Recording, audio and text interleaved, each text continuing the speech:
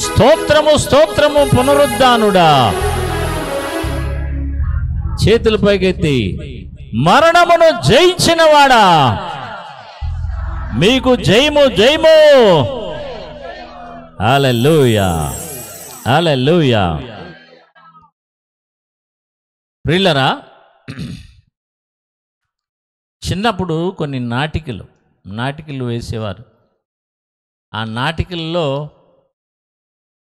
సత్య హరిశ్చంద్ర అనే ఒక నాటకం ఉండేది. జాగ్రత్తగా వినాలి, కొన్ని జరిగిన సంగతులు. దానిలో కాటికాపరిగా ఉండి ఒక పాట పాడతాడు. కాటికాపరి స్థానంలోకి వస్తాడు ఒక రాజు సత్యం కొరకు. అప్పుడు ఆ శ్మశానానికి కాపలాదారుని కాటికాపరి అంటారు. ఇప్పుడు ఆ ఉద్యోగాలు లేవు, గతంలో ఉండేవి అన్నమాట. ఆ కాటికాపరిగా ఉండి చూస్తూ ఉంటే చాలామంది చనిపోతూ ఉంటారు. వాళ్ళందరూ ఒక్కొక్కరు పాతి పెట్టబడుతూ ఉంటారు. ఈయన గమనిస్తూ ఉంటాడు. దానిలో అప్పుడే పెండ్లి కొద్ది సంవత్సరాలైన వాళ్ళు ఉంటారు, ముసలివారు ఉంటారు, చాలా పేరుగాంచిన వారు ఉంటారు, చక్రవర్తులు ఉంటారు, చక్రం తిప్పిన చక్రవర్తులు అందరూ చనిపోతారు. కానీ ఆయన గమనిస్తూ ఉంటాడనమాట కాటికాపరి. మరణించిన వారు ఎవ్వరూ లేరనమాట అక్కడ. ఆయన కాటికాపరిగా ఉద్యోగం తీసుకున్న మొదలుకొని ఆ ఉద్యోగం చేస్తూ ఉంటారు. ఎవ్వరూ పాతి పెట్టబడిన వాడు ఒక్కడో లేవటం చూడలేదు. అప్పుడు ఒక పద్యంలో దాన్ని వివరిస్తారనమాట.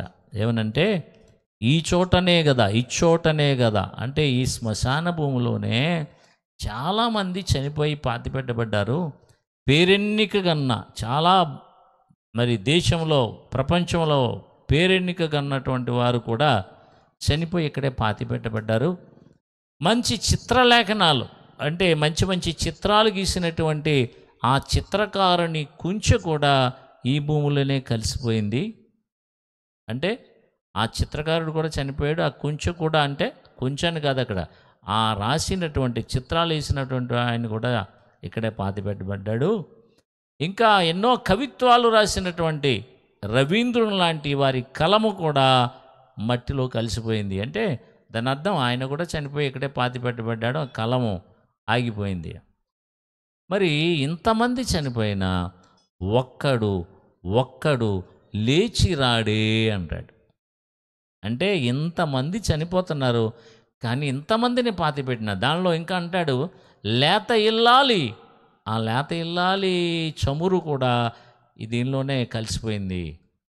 ఆమె ఇంకా ఎంతో భవిష్యత్తు ఉంది కానీ ఆమె కూడా చనిపోయింది, ఇక్కడే పాతి పెట్టబడ్డది అని ఎవరూ లేవలేదేంటి అని ఆ పద్యంలో ఒక్కడైనను లేచి రాడే అంటాడు. అది ఎంతో అర్థవంతమైనటువంటి పద్యం అన్నమాట. దానిలో భావం చాలా గొప్పది. కానీ ఒక విచిత్రం, ఒక విజయం, ఈ పునరుద్ధాన ఆరాధన అంటే ఏంటో తెలుసా? ఒకే ఒక్కడు కూడా లేవలేదని రాసి దాంట్లో పాడాడు. ఒకే ఒక్కరు మొట్టమొదటిసారిగా మరణాన్ని జయించి తిరిగి లేచారు. అదే ఈ ఆరాధన. అందుకనే ఆ పాట పాడాం, పునరుద్ధానుడ నా యేసయ్యా. ఎవరైనా అందుకని పునరుద్ధానుడ అనే పేరు ఎవరికైనా పెట్టబడిందంటే అది ప్రభు అయిన యేసుక్రీస్తు వారికి. అది యేసుక్రీస్తు వారి యొక్క ప్రత్యేకత. చిన్నమ్మాయిగా ఉన్నప్పుడు ఆమె చెప్పింది, యేసు ప్రభువే దేవుడిని. ఎలా అర్థమైంది ఆమెకు ఆ పునరుద్ధానుని గురించి?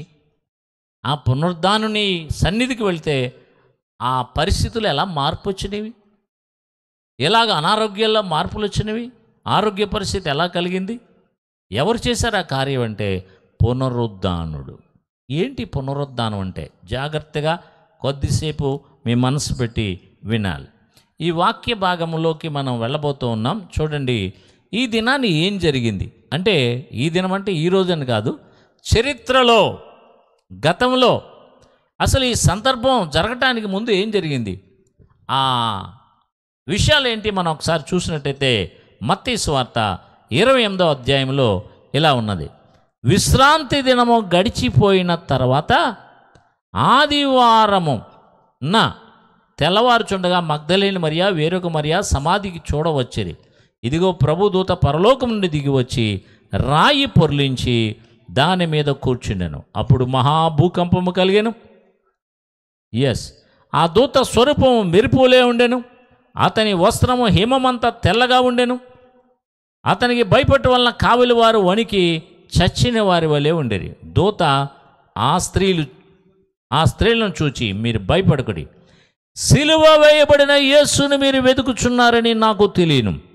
ఆయన ఇక్కడ లేడు, తాను చెప్పినట్టే ఆయన లేచి ఉన్నాడు. రండి, ప్రభువును పండుకొన్న స్థలము చూచి త్వరగా వెళ్ళి ఆయన మృతుల్లో నుండి లేచి ఉన్నాడని ఆయన శిష్యులకు తెలియచేయడి. హల్లెలూయా. ఉత్సాహంగా సంబడి హ్యాస్ టు హియర్. స్తోత్రం చెప్పండి గట్టిగా. హల్లెలూయా. ఏం జరిగింది ఈ పునరుద్ధానపు ఆదివారం ఎందుకని మనం ఈ ప్రభువు యొక్క ఆరాధనకై కూడుకుంటూ ఉన్నాం, ప్రార్థనకు వస్తూ ఉన్నాం. ఈ రోజనే కాదు, ప్రతి ఆదివారం. ఎందుకు ఆదివారమే కూడుకోవాలి?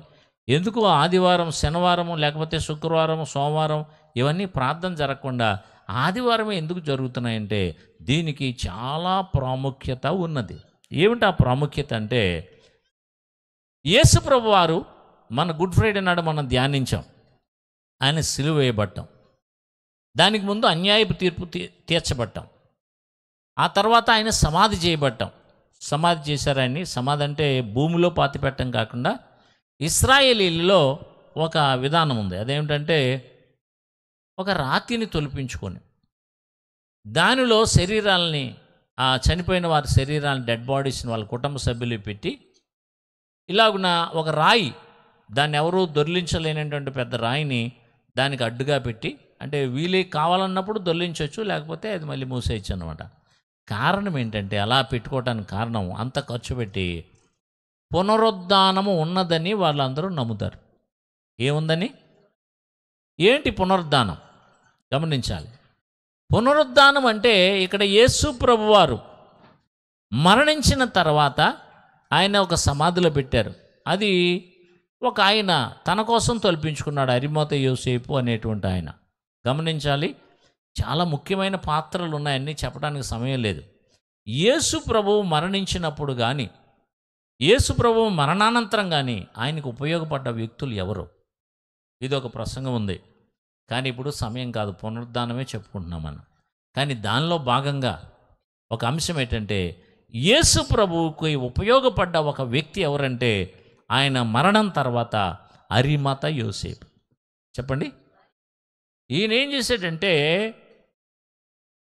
ఒక ఆయన కొంచెం పొట్టివాడే, కానీ దైవభక్తి కలిగినవాడు, పునరుద్ధానం మీద నమ్మకం కలిగినవాడు.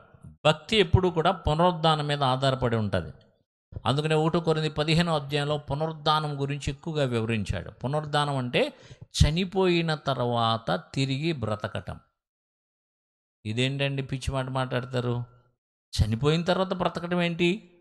ఎవరైనా చనిపోయిన తర్వాత బ్రతుకుతారా? అంతా అయిపోయింది, ఇంకేముంది? రేపటికి 2, ఎల్లుండికి 3, ఇంకేముందండి అనేవాళ్ళు ఎక్కువ. ఎందుకంటే వారెవరికి పునరుద్ధానం మీద నమ్మకము లేనివారు. ఇలాంటి వాళ్ళు బైబిల్లో కూడా చాలామందే ఉన్నారు, పునరుద్ధానం అంటే నమ్మకం లేనివారు. యేసు ప్రభు కాలంలో కూడా ఉన్నారు. వారి గురించి ఒక చిన్న వాక్య భాగాన్ని మనం చదువుకుందాం. చూడండి, మీరు తొందరగా వాక్యాన్ని అందించేవారు త్వరగా నాకు సహాయం చేస్తే ఈ వాక్యంలోనికి నేను వెళ్తాను. మత్తయి సువార్త 22వ అధ్యాయం 23వ వచనం. ఇక్కడ ఒక గుంపు జనాంగం ఉన్నారు. వారెవరంటే పునరుద్ధానము లేదు అని చెప్పేటువంటి సద్దూకయ్యలు. చాలండి, పునరుద్ధానము లేదని చెప్పేటువంటి సద్దూకయ్యలు. అంటే వీళ్ళ నమ్మకం ఏంటంటే, ఇక మనిషి బ్రతికుండానే బ్రతుకుతాడు, చనిపోయిన తర్వాత ఇంకేముందిరా. అందుకని వీళ్ళ నమ్మకం ఏంటంటే, వీళ్ళ అనుభవం అంతా ఏంటంటే, ఇప్పటికి కూడా కమ్యూనిస్టులు అంతే, మార్కిస్టులు కూడా అంతే, వాళ్ళ పునరుద్ధానం మీద నమ్మకం లేదు. దేవుని తీర్పు అంటే వాళ్ళు లక్ష్య పెట్టరు. మన సహోదరుడు ఒక ఆయన చాలా దూరం నుంచి మన సహవాసానికి వస్తూ ఉంటాడు. ఆయన ఒక వాహనం ఎక్కితే ఒక నాస్తికుడు ఎక్కాడంట. యేసుప్రభు గురించి ఈయన చెప్పడానికి ప్రయత్నిస్తే ఏ ఊరికవయ్యా ఏం మాట్లాడుతున్నావు అని చాలా చందనాడండి బూతులు తిట్టేసేటండి అంటున్నారు. ఎవరన్నాని పోనీ ఎవరైనా దేవుడని ఒప్పుకుంటున్నాడా? అస్సలు ఒప్పుకోవట్లేదన్న. మరి ఎవరు అనుకుంటున్నవాడు? నాస్తికుడు. నాస్తికుడు అంటే దేవునే నమ్మనివాడు, పునరుద్ధానం మీద నమ్మకం లేనివాడు. కాబట్టి వాడు అలా మాట్లాడాడు. నువ్వేమో అట్టవలసిన పని లేదు. వాడు బైబిల్ వాడి గురించి చెప్తుంది, దేవుడు లేడని వాడు ఏ కీర్తన గ్రంథం 53వ అధ్యాయంలో బుద్ధిహీనుడు అని చెప్పబడింది. కాబట్టి బుద్ధి లేనివాడు ఏదో మాట్లాడతాడు. బుద్ధి గలవాడు మాట్లాడితే మనం భయపడాలి, కానీ బుద్ధి లేనివాడు మాట్లాడినంత మాత్రాన ఆ విషయంలో అవగాహన లేని వాడికి మనం కంగారు పడిన అవసరం లేదు.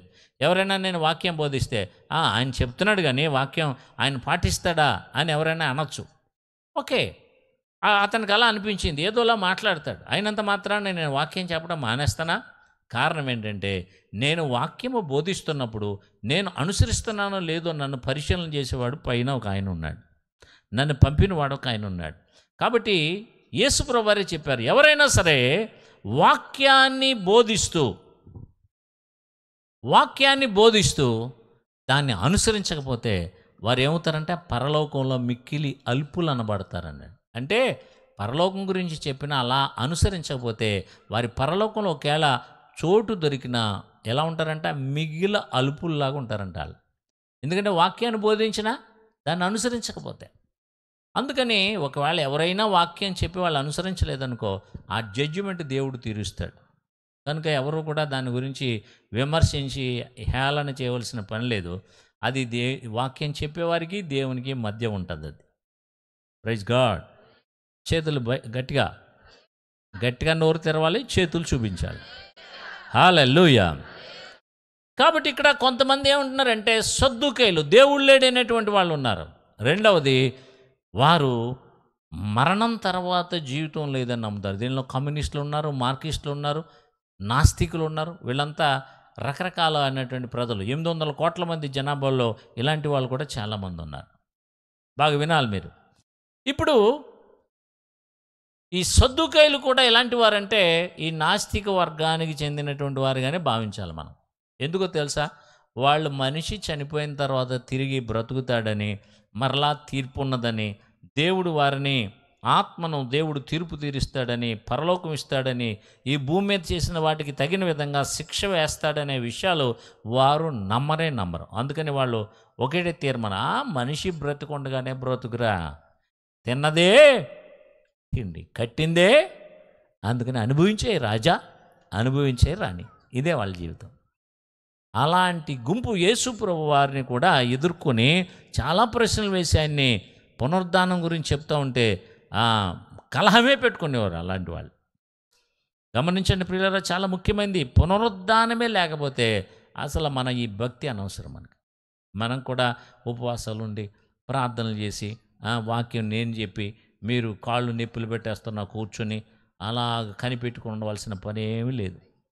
ఏమి లేకపోతే పునరుద్ధానమే లేకపోతే. Praise God. పునరుద్ధానం, దానికి పూర్వకాలం ఎంతోమంది చనిపోతా వచ్చారు. ఆయన చెప్పినట్టుగా గుర్రం జాషువా గారు అనుకుంటాను దాన్ని రాసింది. ఆయన చెప్పినట్టుగా ఎవడు కూడా లేవలేదు ఎప్పటి వరకు యేసు ప్రభువు కాలము వరకు. అందుకనే ప్రజలు దాన్ని నమ్మటంలో పెద్ద తప్పేమీ లేదు. ఎందుకంటే ఎవరు చనిపోయి ఎవరు బ్రతికి నేను వచ్చానని ఎవరికీ కనబడటం కానీ, నేనున్నానని చెప్పడం కానీ బహు అరుదుగా జరిగినాయి అలాంటి సంఘటనలు. ఎక్కడెక్కడో కొన్ని చోట్ల జరిగినాయి. వాళ్ళు చెప్పినా వీళ్ళు నమ్మరు. నేను పరలోకం చూసి వచ్చాను, అక్కడ పరలోకం ఉంది, నరకం ఉంది అని ఎవరైనా ఒకవేళ చూసొచ్చి చెప్పినా కానీ నమ్మరు. అదే యేసుప్రభువు వారు చెప్తారు. ఒక ధనవంతుడు కూడా చనిపోయిన తర్వాత అర్థమైంది అతనికి పునరుద్ధానం ఉన్నదని. ఆత్మ, శరీరం ఇక్కడ చనిపోయిన ఆత్మ తిరిగి పరలోకం అనే పరదైస్ అనే చోటుకి వెళ్తాదని, లేకపోతే పాపం చేసి దేవుని మరిచిన వారు, దేవుని విడిచిన వారు, ఇష్టానుసారంగా బ్రతికిన వారు పాతాళం అనే లోకానికి వెళ్తారని ఎప్పుడు తెలిసిందో తెలుసా? ఆయనకి చనిపోయిన తర్వాత తెలిసింది. అప్పుడు కానీ లాభం లేదనమాట. అప్పుడు ఆయన ఈ తెలుసుకున్న తర్వాత అక్కడ ఉన్న అబ్రహాము గారిని అడిగాడు, ఏమండి నన్ను ఒకసారి పంపించండి సార్, మా వాళ్ళు, అంటే నేను మీకు అర్థమయ్యే భాషలో చెప్తున్నాను, ఒకసారి నన్ను పంపించండి సార్, మా వాళ్ళు చాలామంది ఇదే భూమి మీద బ్రతుకనుకుంటున్నారు. ఇక్కడే ధనం, ఇక్కడే డబ్బు, ఇక్కడే సంపాదన, ఇక్కడే అనుభవించాలి, ఇక్కడే తాగేయాలి, ఇక్కడే తినేయాలి, ఇంకా కొంతమంది ఇక్కడే అనుభవించాలి. ఇలాంటి ఆలోచనతో ఉన్నారండి. నేను కూడా అలా అనుకుని డబ్బును కూడబెట్టి ఈ లోకమే శాశ్వతం అనుకుని నేను కూడా చాలా వెయిట్ చేశాను, చాలా ఎదురు చూశాను. కానీ ఇక్కడికి వచ్చాక అర్థమైంది ఇలాంటి పాతాళం ఉంటుందని. కాబట్టి నన్ను ఒక్కసారి పంపించారనుకోండి, మా వాళ్ళందరికీ చెప్పి, ఒరే ఒరే ఇదే బతుకనుకుంటున్నారా బడుద్దా ఇల్లరా, పైన ఒక లోకం ఉందిరా, నేను అక్కడ కాలిపోయాను, నన్ను ఒక్కసారి రిక్వెస్ట్ చేసి నేను పంపించండి అని అడిగితే నన్ను పంపించారు. మీరు తెలుసుకుంటారా, దేవుడు ఉన్నాడురా, చనిపోయిన తర్వాత బ్రతుకుందిరా, పునరుద్ధానం ఉందిరా అని చెప్తాను సార్, పంపించండి అంటే అబ్రహాం గారు ఏమన్నాడు తెలుసా? నాయనా నీవు అక్కడికి వెళ్ళి చెప్పినా ఎవడు నమ్మడు. అక్కడ చెప్పేవాళ్ళు ఆల్రెడీ పెట్టాడు ఆయన. అందుకని ఆ కాలంలో మోషే ఇలాంటి ప్రవక్తలు ఉన్నారు, వాళ్ళు చెప్పడానికి అక్కడ పెట్టాం. వాళ్ళు చెప్పినా నమ్మరాళ్ళు, నువ్వు చెప్పినా నమ్మరాళ్ళు. అందుకని నమ్మనవాడు ఇప్పుడు నమ్మకుండానే పోతాడు. ఆడు నమ్మనివాడు నమ్మకుండానే పోతూ ఉన్నాడు. కానీ నమ్మిన మనకు, నమ్మిన మీకు చాలా నేర్చుకోవాల్సింది ఏంటో తెలుసా? పునరుద్ధానం ఉన్నది. గట్టిగా గట్టిగా గట్టిగా ఓ! అందుకనే మన బ్రతుకులో మార్పు, మన జీవితంలో మార్పు, మన పరిస్థితిలో మార్పు రావటానికి అదే ముఖ్యమైన కారణం. పునరుద్ధానమే లేకపోతే నేను ఇలా చెప్పనవసరం లేదు, మీరు ఇలా కూర్చోవలసిన పని లేదు.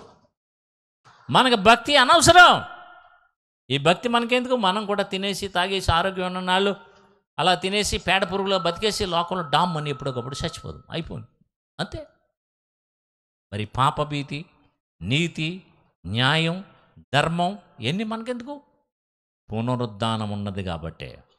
అందుకని పూర్వకాలంలో ఎవరు బ్రతికలేరు, చనిపోయిన వాళ్ళు ఒకవేళ బ్రతికి ఎవడన్నా కనబడ్డా కానీ ఎవరు కూడా దాన్ని అంగీకరించే స్థితి లేదు. ఎప్పుడైనా ఎవరైనా చనిపోయిన వాళ్ళు మన దగ్గరికి వచ్చి నిజంగా వచ్చారనుకోండి, కొన్నిసార్లు నేను తరచూ చెప్తూ ఉంటాను, బతికున్న వాళ్ళు సరిగా చూడరు, వాళ్ళ నాన్నో అమ్మనో తల్లిదండ్రులను ఆ బంధువులు సరిగా పట్టించుకోరు. చనిపోయిన తర్వాత మాత్రం చాలా ఏడుపులు ఏడుస్తూ ఉంటారు. అప్పుడు ఎక్కలేని ప్రేమ వచ్చేది. చనిపోయినోడు చెవులంట చారడీస్ అయిపోతాయంట, అంటే అవి పెరుగుతాయని కాదు, అలాగ వీళ్ళు ఆలోచన పెరుగుతుంది అంతే. అందుకని చనిపోయిన తర్వాత చాలామంది ఏడుస్తూ ఉంటారు. చనిపోయిన శవం దగ్గర ఉండి, నాన్న అమ్మ ఒక్క మాట మాట్లాడకుండా, ఒక్క మాట నా చెప్పకుండా చచ్చిపోయావా అమ్మా. నిజంగా చనిపోయిన వాళ్ళు లేచి టక్కన లేచి ఏంట్రా అంటున్నావు, నేను వచ్చానన్నాను అనుకోండి, వీళ్ళు బతికిన వాళ్ళ పరిస్థితి ఏమవుతుంది? వీళ్ళు చనిపోయిన స్థితికి వెళ్ళిపోతారు. మొన్నక శ్మశానంలో తీసుకెళ్ళారు ఒక మనిషిని, నిజంగానే చనిపోయాడు అన్నారు, డాక్టర్లు పంపించేశారు. శ్మశానాన్ని తీసుకెళ్ళిన తర్వాత ఇంకా దహనం చేయబోతూ ఉన్నారు. దహనం చేయటానికి దాని మీద కూడా పెట్టేశారు, ఏది చితి అంటారు, ఆ చితి మీద పొలాలు పేర్చి అది అంటించడానికి రెడీగా ఉన్నాడు. ఈలోపుడు మనవాడు పడుకున్నవాడు మెల్లగా కదలటం ప్రారంభించాడు. ఇక తీసుకెళ్లే వాళ్ళు ఉన్నారో పరుగన్నమాట, ఒక్కళ్ళు లేడు అక్కడ. ఎందుకు తెలుసా? చనిపోయిన వాడు బ్రతికితే మనందరికీ ఒక సైకలాజికల్ ఫీలింగ్, భయం అన్నమాట. వాడు లేచిన తర్వాత పరుగు, ఇంకెవడో లేడు, తీసుకెళ్ళినవాడు ఎవడో ఊళ్ళోకి పరుగెట్టుకు వస్తూ ఉంటే ఆడు పైకి లేచి ఆగండ్రా అంటే ఎవడో ఆగుతున్నాడు. అయ్యి బాబోయ్. కాబట్టి పరిస్థితులు ఎలా ఉంటాయి. అందుకనే చనిపోయిన వారు ఒకవేళ నిజంగా లేచి బ్రతికినా చెప్పినా కానీ నమ్మరనే విషయం ప్రభువుకు తెలుసు. నమ్మేవాడు ఆధారాలు లేకపోయినా నమ్ముతాడు, నమ్మనివాడు ఆధారాలు చూపించినా కోడిగుడ్డకి ఏమన్నా ఉన్నాయేమో అని తీసేటువంటి వాళ్ళు ఉంటారు. అందుకని నమ్మిన వారు మీరు ధన్యులు. పునరుద్ధానాన్ని నమ్మని వారు ఉన్నారు, వాళ్ళు సద్దుకేయులు, ఇదే జీవితం అనుకునేవారు. కానీ యేసు ప్రభు దాన్ని బ్రేక్ చేశారు. ఈ ఈస్టర్ ఆరాధన ఏంటంటే ఆయన సమాధి చేశారు కదా, ఆయన సమాధి చేసిన తర్వాత ఒక రాతి సమాధి, అది మేము కూడా వెళ్ళి చూడటానికి ప్రభు చాలామందికి సాయం చేస్తారు, దానిలో కూడా మేము కూడా వెళ్ళాం. ఒక పెద్ద రాయి, ఒక గుహలా ఉంటుంది. లోపలికి వెళ్ళి ఆ లోపల రాయిని ఎంత తొలిచిన తర్వాత అక్కడ సమాధులు, ఆ శవాలను పెట్టడానికి ఒక రాతిలోనే అన్నీ ఉన్నాయన్నమాట. అక్కడ యేసు ప్రభు వారి కోసం తొలిపించబడలేదు అది, అరిమతయి యోసేపు అనేటువంటి ఆయన నా శరీరాన్ని భద్రపరుచుకోవాలి, ఇది ఒక దినాన్ని లేపబడుతుంది అనే విశ్వాసం ఆయనకు ఉంది. కాబట్టి ఆ విశ్వాసం చొప్పున తన కుటుంబం ఉండటానికి ఓ సమాధిని తొలిపించుకున్నాడు. ఆయన చాలా డబ్బులు ఖర్చు పెట్టి, ఆయన ధనవంతుడు కాబట్టి. ఇప్పుడు యేసుప్రభు చనిపోయిన తర్వాత ఉపయోగపడ్డ వ్యక్తుల్లో ఈ అరిమతయి యోసేపు చాలా ముఖ్యమైన వాడు. ఆయన చాలా ఉపయోగపడ్డాడు. తన సొంత సమాధిని, వినండి, తన సొంత సమాధిని ప్రభువు శరీరాన్ని పెట్టడానికి ఇచ్చేసాడు. దేవుని కొరకు ఉపయోగపడే మనిషి కావాలి, ఉపయోగపడే మనస్సు కావాలి. చాలామంది వస్తారో వెళ్తారు కూటాలకి, కానీ దేవుని కొరకు ఏమాత్రం ఉపయోగపడని వాళ్ళు చాలామంది ఉన్నారు. ఏ రకంగా ఉపయోగపడరు వాళ్ళు. ఏదైనా మీటింగ్ అంటే ఏదో తిరునాళ్ళలాగా వచ్చి కాసేపు కూర్చుని వెళ్ళిపోవటం, లేకపోతే అక్కడ జరిగేటువంటి విందులో పాలు పంపులు పొంది ఆ రొట్టెలు తిని వెళ్ళిపోయేటువంటి ఒక బ్యాచ్ ఉండేది. యేసుప్రభుని ఎప్పుడు వెతుకుతూ ఉండేవారు. కారణం ఏంటంటే ఎప్పుడు రొట్టెలు పంచి పెడతాడా, ఎప్పుడు తిని వెళ్ళిపోదామని.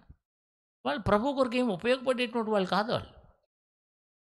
అలాగూ నా పునరుద్ధానం మీద నమ్మకం లేని వారు అలా ఉంటారు. మాకు దేవుడు ప్రతిఫలం ఇస్తాడనే నమ్మకం లేని వారు అలా ఉంటాడు. అరిమతయి యోసేపు ఎందుకని తన సమాధి ఇచ్చాడో తెలుసా? పునరుద్ధానం ఉందని నమ్ముతాడు. 2, దేవుని కొరకు చేసిన ప్రతి కార్యానికి ప్రతిఫలము ఉన్నదని నమ్మేవాడు ఆయన.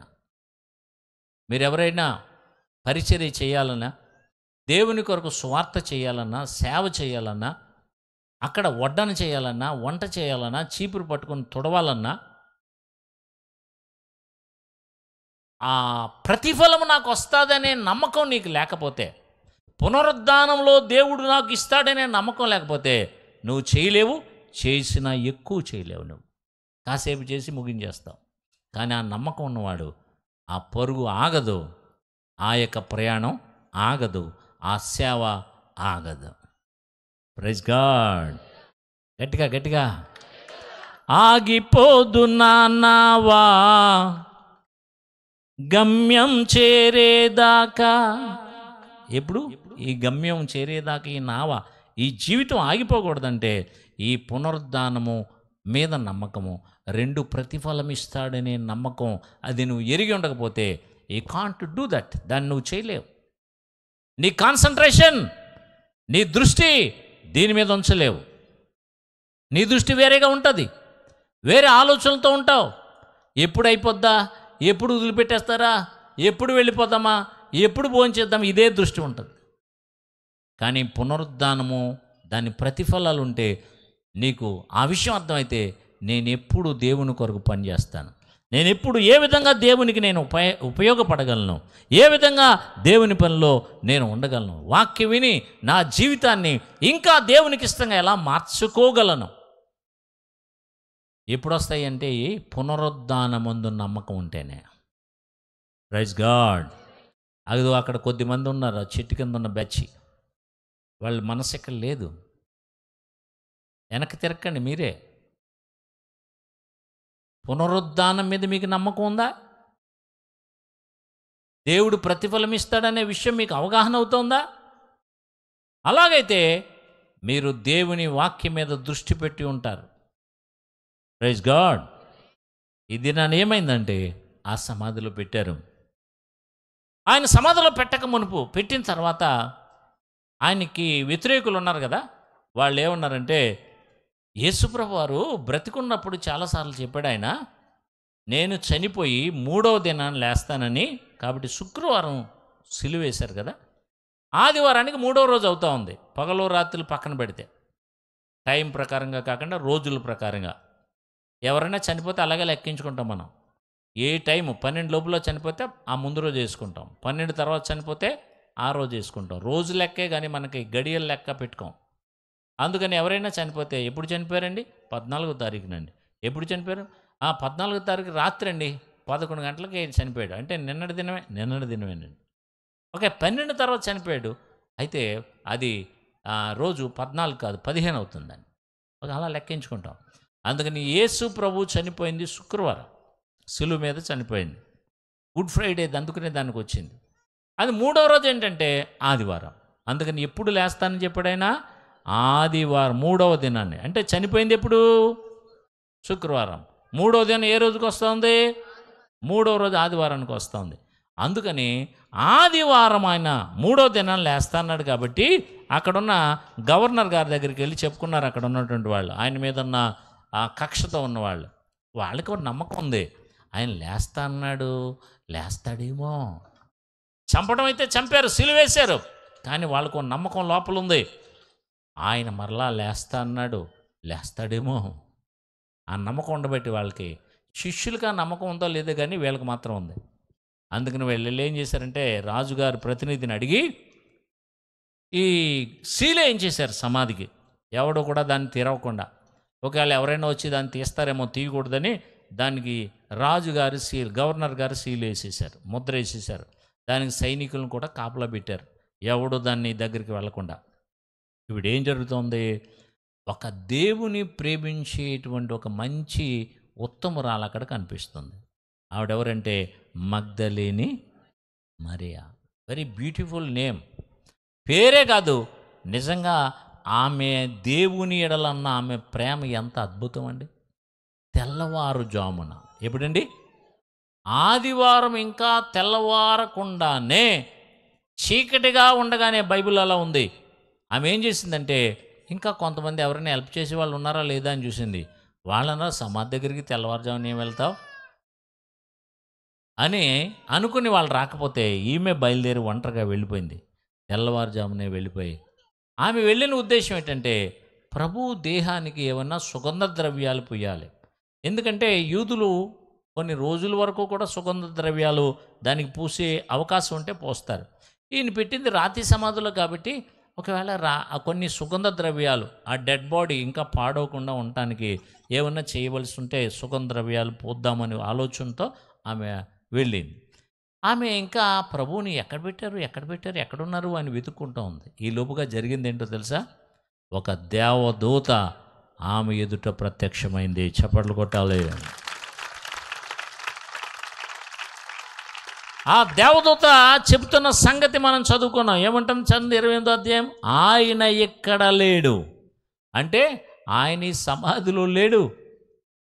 మేము కూడా యెరూషలేము వెళ్ళినప్పుడు అక్కడ ఇంగ్లీష్ గైడ్ ఉన్నాడు. మేమందరూ యేసుప్రభు సమాధి మన ప్రభువుని పెట్టిన సమాధి చూడాలని ఆత్రుతతో వెళ్ళాం. ఆయన సమాధి దగ్గరికి వెళ్ళగానే లోపలికి వెళ్ళకుండా ఇలా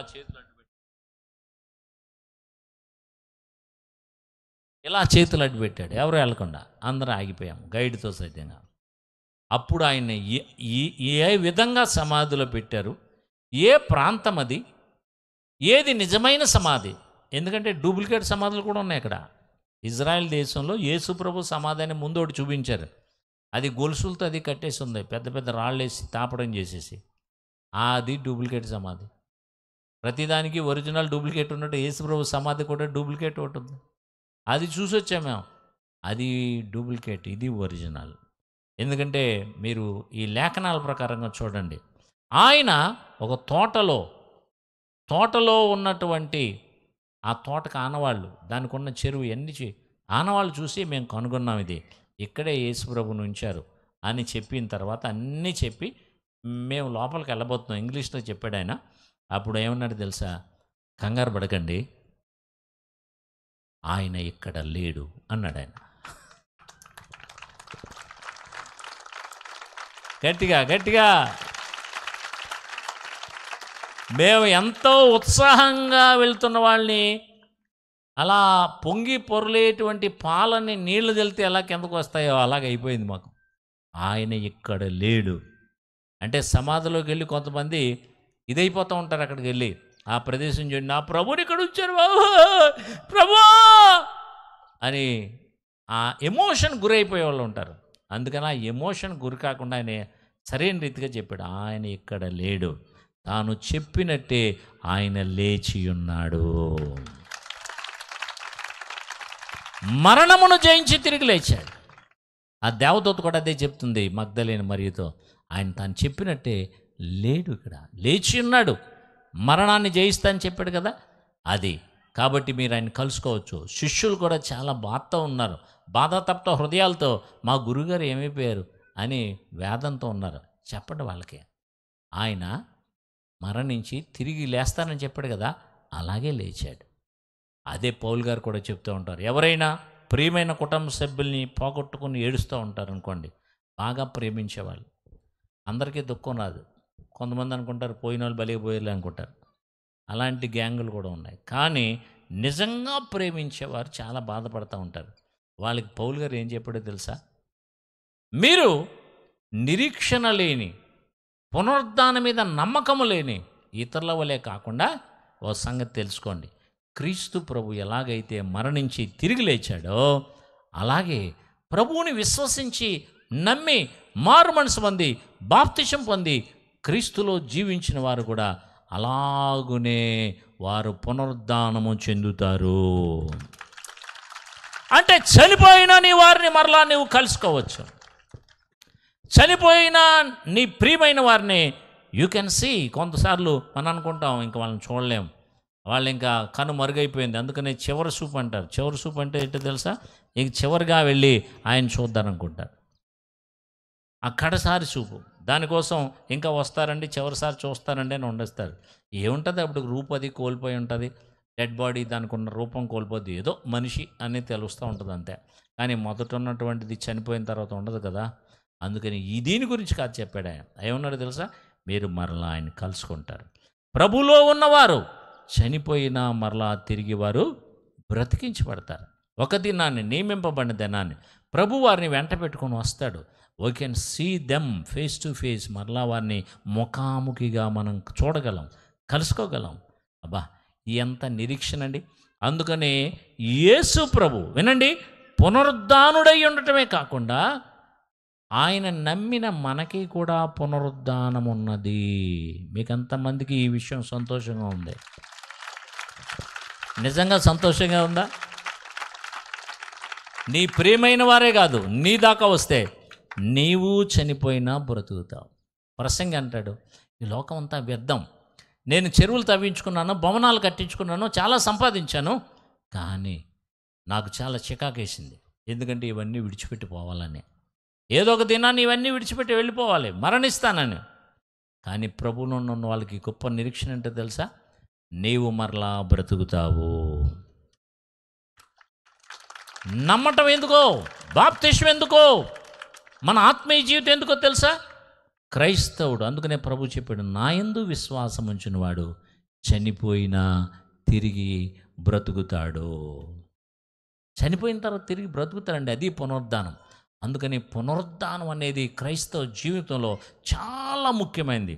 ఆయన పునరుద్ధానం చెందటమే కాకుండా, ఆయన తిరిగి బ్రతకడమే కాకుండా, చనిపోయిన మనల్ని కూడా తిరిగి బ్రతికించేది ఈ పునరుద్ధానం. అందుకనే ఈ పునరుద్ధానం అంటే మామూలుది కాదు. ఈ పునరుద్ధానం ద్వారా ఆయన బ్రతకడమే కాకుండా క్రీస్తు మొట్టమొదట ప్రథమ ఫలముగా మృతులోండి పైకి లేచాడు. ఆయన యందు విశ్వాసం ఉంచిన మనల్ని కూడా ఆయన మరలా మరణించిన మనల్ని పైకి లేవనెత్తాడు, మన పునరుద్ధానులుగా చేస్తాడు. అందుకని పునరుద్ధానం అనేది క్రైస్తవ జీవితానికి చాలా ముఖ్యం. మన నమ్మకం, మన విశ్వాసం, మనం పవిత్రంగా జీవించాలన్నా, పరిశుద్ధంగా జీవించాలన్నా, సమర్పణ కలిగి ఉండాలన్నా, ఇదిగో దేవుని కొరకు మనం జీవించాలి తపన ఉన్నా, మనం ఈ లోకంలో అనేక మంది వలె జీవించకుండా మనం ప్రత్యేకంగా పరిశుద్ధంగా జీవించాలన్నా ఈ పునరుద్ధానమే మనకి ముఖ్యమైనటువంటి భూమిక. మన జీవితంలో అదే ముఖ్యమైన సందర్భం. పునరుద్ధానం లేదని చెప్పేటువంటి సద్దుకైల్లా కాదు, పునరుద్ధానం ఉన్నదని చెప్పేటువంటి వారు కూడా ఇంకో గుంపు ఉన్నారు. హల్లెలూయా, హల్లెలూయా. వాళ్ళు పరిసయ్యులు, అందుకని నిష్టగా బ్రతికేవాళ్ళు. వాళ్ళు పరిసయ్యులకి సద్దుకైలకి తేడా ఏంటో తెలుసా? పరిసయ్యులు నిష్ఠాగరిష్ఠులు. అఫ్కోర్స్ వాళ్ళలో కొన్ని మిస్టేక్స్ ఉన్నాయి, కానీ దాన్ని పక్కన పెడితే వాళ్ళు నిష్టగా ఉండటానికి, దశంభాగం ఇవ్వటానికి కారణం ఏంటి? వాళ్ళు శుద్ధి చేసుకోవటానికి కారణం ఏంటి? బాహ్య సంబంధమైన శుద్ధి చేసుకోవటానికి కారణం ఏంటంటే వాళ్ళు పునరుద్ధానం మీద నమ్మకం కలిగిన వారు. మనం ఒక దినాన్ని లేవాలంటే, మనం తిరిగి బ్రతకాలంటే మనం పవిత్రంగా బ్రతకాలరా బాబు, మనం నీతిగా బ్రతకాలి.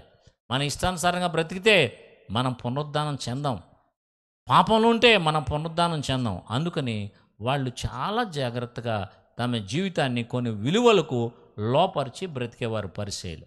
వారానికి 2 మార్లు ఉపవాసం ఉండేవారు. మీకు తెలుసా ఉపవాసం ఎందుకని? కడుపు కొట్టుకోవటం అంటే మాట్లాడండి. వారానికి 2 మార్లు ఉపవాసం ఉండేవారు వాళ్ళు. దశంభాగం ఇచ్చేవారు, కానుకలు ఇచ్చేవారు. చాలామంది దేవుని కొరకు ఈ కూటాలు జరుగుతున్నాయన్న వాళ్ళు చెయ్యి రాదు చాలామందికి. దేవుని కొరకు నేను ఈ అర్పణ ఇవ్వాలనే ఆలోచనే రాదు వాళ్ళకి. ఎలాగ తప్పించుకుందామని కొంతమంది చూస్తూ ఉంటారు. కారణం ఏంటంటే పునరుద్ధానం ఉందనే నమ్మకం వాళ్ళకి లేదు. వాళ్ళు నిష్ఠాగరిష్ఠులుగా బ్రతకపోవడానికి కారణం అదే. పునరుద్ధానంలో దేవుడు నాకు ప్రతిఫలం ఇస్తాడు అని వీళ్ళు నమ్మారు కనుక చాలా జాగ్రత్తగా దొంగిలించేవారు కాదు, అబద్ధ సాక్ష్యాలు పలికేవారు కాదు, మోసం చేయటానికి భయపడేవారు. ఎందుకంటే వాళ్ళ నమ్మకం అంతా పునరుద్ధానం, రేపు పొద్దున లేవాలి, దేవుడు తీర్పు తీరుస్తాడు. ఇది వాళ్ళని భయపెట్టేది. మనకు కూడా ఇదే. ఈ పునరుద్ధానమే లేకపోతే మన ఆత్మీయ జీవితం మనం సరిగా జీవించలేం. సో అందుకని పరిసయ్యులు అనేటువంటి తెగవారు చాలా నిష్ఠాగరిష్ఠులుగా బ్రతికేవారు. నీతిగా బ్రతకడం అవసరమా? మొన్న కావిడ అంటుంది వీడియోలో, నీతిగా బ్రతకాలి, నీతిగా ఉండాలి, నీతిగా జీవించాలి అని అనుకుని నీవు భక్తి అనుకుని లోకాన్ని అనుభవించడం అనేకు. లోకాన్ని బాగా అనుభవించు, ఎక్కువ పాపం చేయి, ఎన్ని పాపాలు చేస్తే అంత ఎక్కువ కాలం బ్రతుకుతూ ఉంటుందా? రాంగ్ డైరెక్షన్ ఇస్తూ ఉంది. ఇది నేను చిన్న షార్ట్ మెసేజ్ చేస్తే వేల మంది చూశారు. ఏది పాపం చేయండి అన్నది వాళ్ళకి నచ్చినట్టు ఉంది. కానీ దాని తర్వాత తీర్పు ఉన్నదనే సంగతి నీకు తెలుసా? నువ్వు జడ్జిమెంటు, ఆ న్యాయము, క్రీస్తు న్యాయపీఠం ఎదుట నిలబడాలనే విషయం నువ్వు మర్చిపోతూ ఉన్నావా? పాపం చేస్తే ఎక్కువ కాలం బ్రతికితే ఈ లోకంలో బ్రతుకుతారనుకుంటున్నారు, కానీ పాపి కూడా ఎక్కువ కాలం బ్రతుకుతాడని నేను అనుకోవట్లేదు. హెచ్ఐవి వచ్చినాడు ఎక్కువ కాలం బ్రతుకుతాడా? తాగేవాడు ఎక్కువ కాలం బ్రతుకుతాడా? త్రాగుబోతూ చూడండి, వ్యసనాలకు గురైన వాడు ఎక్కువ కాలం బ్రతుకుతాడనుకుంటున్నారా? కాదు, కొంతకాలం వెళ్ళబోస్తూ ఉంటాడు. ఆ తర్వాత ఏదో ఒక రోజు వస్తుంది, హఠాత్తుగా నాశనం అవుతాడు. బైబిల్ అలా చెప్తోంది. Praise God. కత్తి పట్టుకున్నవాడు కత్తి చేత చనిపోతాడు. ఇది జరిగేది విషయం. కానీ లోకం ఏమనుకుంటుంది? పాపిగా బ్రతికితే ఎక్కువ కాలం బ్రతుకుతా అనుకుంటుంది. పాపిగా బ్రతకద్దు, హంసలాగా 6 నెలలు బ్రతికినా చాలు. ఎందుకంటే మనకు పునరుద్ధానం ఉంది కాబట్టి, తిరిగి లేస్తాం కాబట్టి, మనకి దేవుడు తీర్పు తీర్చబోతున్నాడు కాబట్టి, మనకి దేవుడు బహుమానం ఇవ్వబోతున్నాడు కాబట్టి, ఆ బహుమానంలో మనం ఉండాలంటే, ఆ పునరుద్ధానంలో ఉండాలంటే మనం కూడా నిష్టగానే బ్రతకాలి. దేవునికి స్తోత్రం చెప్పండి, గట్టిగా చెప్పాలి. కొంతమంది అన్నీ తినేస్తూ ఉంటారు, ఏమి ప్రత్యేకత ఉండదు, అన్నీ ఎక్కడ పెట్టినా తినేస్తూ ఉంటారు. తిండి దొరికిందా పులులు అయిపోతారు, సింహాలు అయిపోతారు వాళ్ళు. కానీ దానియేలు, షడ్రకు, మేషకు, అబేద్నెగో ఉన్నారు. వాళ్ళు ఎంత రిస్ట్రిక్షన్లో బ్రతికారో తెలుసా? వాళ్ళు ఏమన్నారంటే, షడ్రకు, మేషకు, అబేద్నెగో, దానియేలు, మాకు ఈ మద్యపానం, బలులు ఇచ్చిన ఆహారం మేము తినం, శాకాహారమైనా పర్లేదు, మా దేవుణ్ణి మేము ఏ విషయంలో కూడా బాధ పెట్టాలని అనుకోవట్లేదు. అందుకని వాళ్ళు నిష్ఠాగరిష్ఠులుగా బ్రతికారు. యోసేపు స్త్రీలు వచ్చి తన మీద పడితే దాన్ని ఒప్పుకోలేదు. నా దేవుని దృష్టికి నేను ఇంత దుష్కార్యం ఎలా చేస్తాను? నియమాలు, నీతి, పవిత్రత. పరిసయ్యులు నిష్ఠాగరిష్ఠులుగా బ్రతకడానికి కారణం అదే. వాళ్ళు ఉన్నంతట్లో ఆఫ్కోర్స్ మనకంటే మీరేమనుకుంటున్నారు? పరిసయ్యులు ఆఫ్టర్ ఆల్ యేసుప్రభు వారు వాళ్ళని తిట్టాడు, వాళ్ళు మనకంటే నికృష్టులు అనుకుంటున్నారేమో. కాదు, వాళ్ళు మనకంటే శ్రేష్ఠులు. ఎందుకో చెప్పనా? వాళ్ళు వాళ్ళకంటే మనమే భక్తి సరిగా లేదు. వాళ్ళు వారానికి 2 మార్లు ఉపవాసం ఉన్నారు, అన్నింటిలో దశంభాగం ఇస్తున్నారు, ఇంకా దొంగల్లా లేరు, చోరుల వల్లే లేరు, నరహత్య చేయట్లేదు, చాలా నిష్ఠగా బ్రతుకుతున్నారు. ఎందుకో తెలుసా? వారికి పునరుద్ధానం మీద నమ్మకం ఉన్నదే. నీకు కూడా ఈ మధ్యాహ్నం సాయంకాలం అవుతుండగా పునరుద్ధానం మీద నమ్మిక ఉంటే నీ జీవితాన్ని మార్చుకో, నీ లైఫ్ స్టైల్ మార్చుకో. ఇక ఏమీ లేదు, అంతా అయిపోయింది, తినేస్తాను, తాగేస్తాను, తిరిగేస్తాను, నా ఇష్టానుసారంగా ఉంటాను అని అనుకోవద్దు. నీకు పునరుద్ధానం గురించి అవగాహన ఏమన్నా ఉంటే, యేసు ప్రభు మృతులలో పునరుద్ధానుడుగా తిరిగి లేచాడు కనుక ఆయన యందు నమ్మిక ఉంచిన మనల్ని కూడా మృతుల నుంచి పునరుద్ధానులుగా చేయబోతున్నాడనే విశ్వాసం నీలో ఉంటే చాలా జాగ్రత్తగా ప్రత్యేకంగా బ్రతకాలి. 2 కొరింథీ 6:18 అదే చెప్తున్నాడు. దేవుడు అంటున్నాడు, నా ప్రజలారా, you are my people, I am your God, నేను మీ దేవుణ్ణి, ఐ ఆమ్ యువర్ ఫాదర్. కాబట్టి మీరు ఎలా ఉండాలి?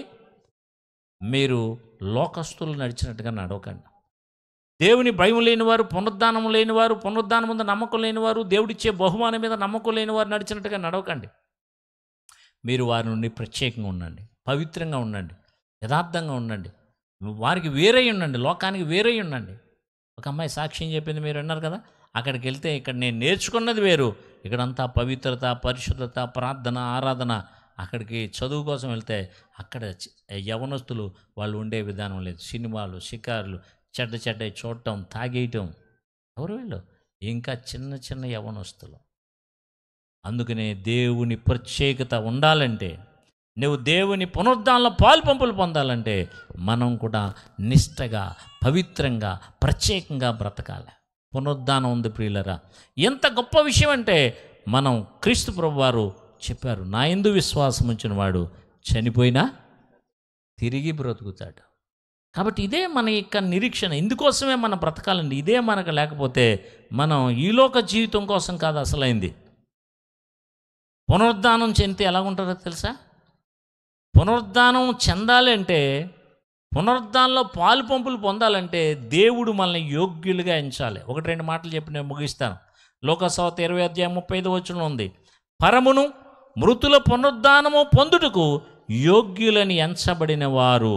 అది మృతులు పునరుద్ధానం చెందాలి అని, ఆ పునరుద్ధానంలో నేను పాలు పంపులు పొందాలి అని ఎవరైనా మన ఆశకు మాత్రమే కాదు, దేవుడు ఎంచాలి. పునరుద్ధానములో వీరు లేపబడాలి. అందరూ లేపబడరు. గమనించండి, అందరూ బ్రతకరు. ఎవరు దేవుడు యోగ్యులుగా ఎంచుతాడో పునరుద్ధానం కొరకు, వాళ్ళే పునరుద్ధానంలో లేపబడతారు. చప్పట్లు కొట్టి దేవుని కనపరచాలి, ఉత్సాహం తెచ్చుకోవాలి, నీరసపడకూడదు. పునరుద్ధానం ఉంది మనకి. హల్లెలూయా, హల్లెలూయా. కాబట్టి పునరుద్ధానములో యోగ్యులుగా ఎంచబడిన వారే పునరుద్ధానంలో లేస్తారు తప్ప ప్రపంచంలో చనిపోయిన వాళ్ళందరూ లేపబడరు. గుర్తుపెట్టుకోండి. అందుకని పునరుద్ధానంలో యోగ్యులుగా ఎంచబడాలి. దేవుడు మనల్ని పునరుద్ధానం చెందించుటకు వీరు యోగ్యులని దేవుడు ఎంచాలి. ఊరికినే మనం పునరుద్ధానం చెందాలనే గుడ్డి నమ్మకం సరిపోదు. దేవుడు యోగ్యులుగా ఎంచాలి. పునరుద్ధానంలో పాలు పంపులు పొందేవారు ఎలాగుంటారో తెలుసా? లోకసువార్త 20:36 తొందరగా, వారు పునరుద్ధానములో పాలివారయుండి సమానులు, అంటే దేవదూతల సమానులుగా ఉంటారంట వాళ్ళు. దేవునికి పూర్తిగా ఆయన కుటుంబం కింద ఉంటారంట వాళ్ళు పునరుద్ధానంలో పాలు పంపులు పొందితే. హల్లెలూయా. ఎవరైపోతారు? ఇలానండి, చేతులు ఇలానండి, దేవదూతలు అయిపోతారు. పునరుద్ధానం అంటే ఏమనుకుంటున్నారు? ఈ మల్లి శరీరం, ఈ మట్టి శరీరం, చెమటల శరీరం ఉండదు. మహిమ శరీరం ఉంటుంది. ముసలదైపోయి ఈ శరీరం ఉండదు. పౌడర్లు రాసి, స్నాములు రాసి, దాన్ని ఎంత మెరుగులు దిద్ది, ఇప్పుడంతా ఫ్యాషన్లోకి ఏంటి, ముఖానికి అందరూ, మొన్న ఫంక్షన్కి వెళ్తే అందరూ ఇంతంత పూతలు పూసేశారు. అదేంటో ఫేషియల్ అంట. అందరూ పూసితే వాళ్ళ ముఖాలు చూస్తే ఎలా ఉన్నాయో తెలుసా? సున్నం వేసిన గోడలు ఎలా ఉన్నాయి. ఒరిజినల్ బ్యూటీ ఏమి కనపట్టలేదు. ఎందుకంటే ఈ శరీరాలకు అలా పుయ్యకపోతే, తలకి రంగు ఇయ్యకపోతే పిల్లలు కూడా మెరిసిపోతూ ఉంది. దీనికి ఇంకా డ్రెస్సులు కూడా, రంగురంగుల డ్రెస్సులు, రకరకాల డ్రెస్సులు, మెరిసిపోవాలని వీళ్ళ ఆలోచన. ఎన్ని మెరుపులుంటే అన్ని మెరుపులు బట్టలు కట్టుకోవాలని ప్రజలు దేవదూతలాగా ఉండాలని ఒక ఫీలింగ్ అనమాట. దానికి లైటింగ్ సిస్టమ్ పెట్టుకొని వీళ్ళు కాసేపు తలుక్కుమని డిస్కో లైట్లు పెట్టుకొని మేము అంత కాదు ఇంత కాదు అనుకుంటా ఉన్నారు. ఈ అంతా ఉన్న ఈ శరీరం మట్టి శరీరం రా. ఇది మలినమైపోయే శరీరం. దీనికి నెంబర్ 1 తప్పదు, నెంబర్ 2 తప్పదు. ప్రతిరోజు వెనక చూసుకుంటే ఆ శరీరం ఎలాంటిదో మనకు అర్థమవుతుంది. అందుకని ఈ శరీరం కాదు, పునరుద్ధానంలో మహిమ శరీరం ఇవ్వబడబోతోంది. కమాన్, ఉత్సాహం తెచ్చుకోండి, సంతోషం తెచ్చుకోండి. హల్లెలూయా, హల్లెలూయా, హల్లెలూయా. దానికి ఇంకా ఏ ఫేషియల్ అవసరం లేదు, దానికి ఏ రంగులు వేయని అవసరం లేదు. అది ఒరిజినల్. ఎన్నటికీ వృద్ధాప్యం రాదు, అది ఎప్పటికీ ముసలితనం రాదు, అది ఎప్పటికీ అనారోగ్యం ఉండదు. ఇప్పుడు చాలామందికి ఆ నొప్పి, ఈ నొప్పి, తలపోటు, ఆ పోటు, ఈ పోటు, ఏ పోటు ఉండదు. ఇంకా తెలుసా, ఆ పునరుద్ధానంలో ఏ బాధ ఉండదు. ఇక్కడ ఎదిగిన అబ్బాయికి పెళ్ళి అవ్వలేదు, ఎదిగిన అమ్మాయికి పిల్లలు పుట్టలేదు, వాళ్ళకి ఆ బాధ, వీళ్ళకి ఆరోగ్యం లేదు, వాళ్ళ పరిస్థితి బాగాలేదు. నువ్వు బ్రతికినంతకాలం ఈ బాధలే. ఆయన ఇంకా మారలేదు. ఆయన మారిన తర్వాత ఈడు మారలేదు, వీళ్ళన్నీ మారిన తర్వాత ఉద్యోగం రాలేదు, ఉద్యోగం వచ్చిన తర్వాత జీతం సరిగా పెరగట్లేదు, అన్ని చింతలే. కానీ మహిమ దేహం వచ్చినప్పుడు నీకు ఏ బాధ ఉండదు, ఏ దుఃఖం ఉండదు, ఏ విధమైనటువంటి కన్నీరు నువ్వు కార్చవలసిన పని ఉండదు. అందుకనే ప్రియులరా, ఇంత నొక్కి నొక్కి నొక్కి చెప్తున్న విషయం, బోధిస్తున్న విషయం ఏంటో తెలుసా? మీరందరూ, మనమందరూ, నాతో పాటుగా పునరుద్ధానములో పాలివారం అవ్వాలి మనం. హల్లెలూయా. ఈ పునరుద్ధానము మనందరికీ గొప్ప విజయాన్ని చేకూర్చిపెట్టింది. అదేంటో తెలుసా? ఈ లోకము సాతానుగాడు ఆశ్చర్యపడే కార్యం చేశాడు ప్రభు. వాడు ఇంకా అచేతనుడు అయిపోయాడు. అందరూ నా స్వాధీనంలోనికి ఎవళ్ళేస్తాడు, అందరూ పాపాత్మలుగా చంపేశాను, ఇక ఎవళ్ళేస్తాడు అనుకుంటే, యేసు ప్రభు లోకంలోనికి వచ్చి మన పాపమంతా తన మీద వేసుకొని కేవలం ఆయన నమ్మి విశ్వసించి మారు మనసు పొందటం ద్వారా మనం మరలా ఆయన తిరిగి లేచి మనల్ని కూడా పునరుద్ధానులుగా చేసి ఆయన నిత్య రాజ్యంలో నిత్యము జీవించే భాగ్యం మనకి ఇచ్చాడు. కనుక సాతాను గాడికి వాడికి ఏం చెయ్యాలో పాల్పడలేదు అనమాట. అసలు వీళ్ళందరూ నశించిపోయారు అనుకుంటే, ఈయన వచ్చి ఈ పాపాలన్నీ తీసేసి ఈ పాపం అన్నిటి నుండి విడిపించి ఆయన నమ్ముకోవటం ద్వారా, మారు మనసు పొందడం ద్వారా, బాప్తిసం ద్వారా వీరికి రక్షణ కలగజేసి వీరిని మరలా పునరుద్ధానులుగా చేసి మహిమ దేహం ఇచ్చి నేను పోగొట్టుకున్న స్థానాన్ని వాళ్ళకి ఇచ్చేసాడు. సాతాను నిత్యము మహిమ దేహంతో నిత్యము దేవుని సన్నిధిలో ఉండవలసిన వాడు పాపం చేసి దాన్ని పోగొట్టుకున్నాడు. ఆ స్థానం, అందుకంటే ఉన్నతమైన స్థానం నీకు నాకు పునరుద్ధానం ద్వారా దేవుడు ఇవ్వటానికి ఆయన పునరుద్ధానం చెందాడు. మనకి పునరుద్ధానం ఇవ్వబోతున్నాడు. అందుకనే మనము పరిసయ్యులు చాలా నిష్టగా జీవించారు. అంతకంటే మనం నిష్టగా జీవించాలి. క్రొత్త నిబంధన సంఘం మనకి పరలోకం ఉన్నది, మహిమదేహం రాబోతుంది. ఈ బాధలు చింతలు అన్నిటిని విడిచిపెట్టి మరణాన్ని కూడా జయించి యుగయుగాలు జీవించే జీవితాన్ని మనకు అర్హులుగా పొందబోతున్నాం. ఇంకా అధికమైన ఆనందం, తట్టుకోలేని ఆనందం మహిమ దేహంతో మనం చూడబోతున్నాం. అందుకని ఇది సామాన్య విషయం కాదు. యేసు ప్రభువు పునరుద్ధానం చెందకపోతే ఇదేది మనకు దొరికేది కాదు. అందుకని ఆయన మొట్టమొదట పునరుద్ధానం చెంది మనందరినీ భాగ్యవంతులుగా చేశాడు. అందుకని ఇది ఏమంటారు తెలుసా? హ్యాపీ ఈస్టర్ సండే అంటే సంతోషకరమైన పునరుద్ధాన ఆదివారం. హల్లెలూయా.